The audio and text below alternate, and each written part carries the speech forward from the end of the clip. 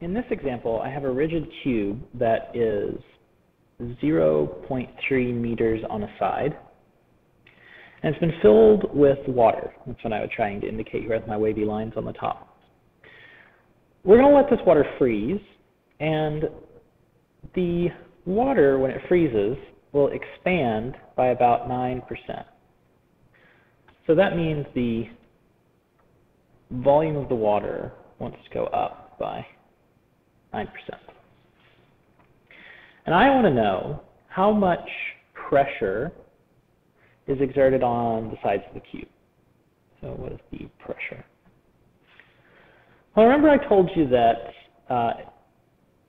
in another example that Hooke's law is what describes how stretchy things are?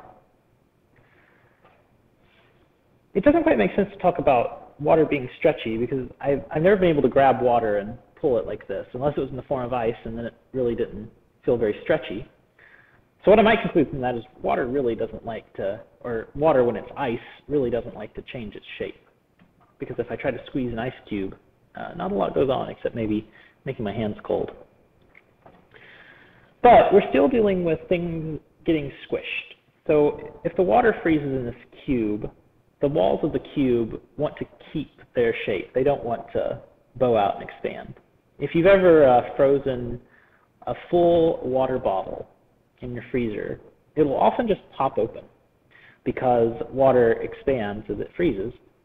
So if the bottle popped open, there had to be some force on the sides of that bottle. And that's what this question is asking about. But it's asking about pressure, which is some force over an area. And so when we get the right answer, we should get newtons per meter squared, or something equivalent. Because pressure is just force over area. So we're going to explore the overall pressure on the sides of the box. You could think of it as each of these faces of the cube has an area. And if we sum those up, that would be our area here. And there's some overall force pushing out on all of those faces. My hint when I went to look to your textbook for the right equation here, because I don't have this one memorized, was I'm looking for something that looks like Hooke's law, but probably involves volume, because we're dealing with a cube. And I found this equation, force over area equals negative b, or beta, which is bulk modulus, times a change in volume divided by your initial volume. And the mapping isn't quite as clear, maybe as you might want it to be, or as it was for the example of a stretchy steel wire, but you can kind of see what's going on. We have bulk modulus taking the place of our spring constant, and then now we have change in volume as a ratio taking the place of change in position, or overall displacement of if we stretch the wire or the spring. Now I look here, F over A, and that's pressure, as discussed earlier. So this thing we're done with, and we can just replace with pressure if we want. Say it's negative beta delta V over V naught. Now if that scares you, if you want to be a little less sloppy, you can go look at section 9.2 of your book, and it talks about that this is the overall surface area, so we're safe. I didn't just make this transition up.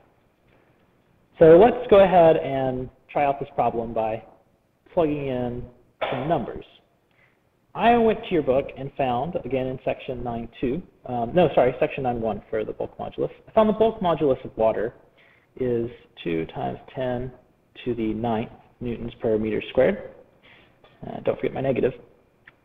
Now this part's a little tricky. You might be tempted to go ahead and figure out what the initial volume of the cube was, and then find what the new volume of the cube is when it increases by 9%. But you don't really need to do that. These units will cancel. So I'm just going to make up something and know that the change is 9% of that.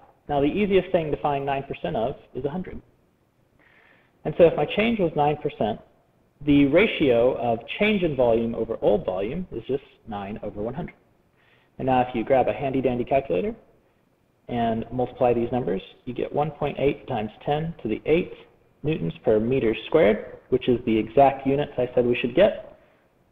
And so we're good.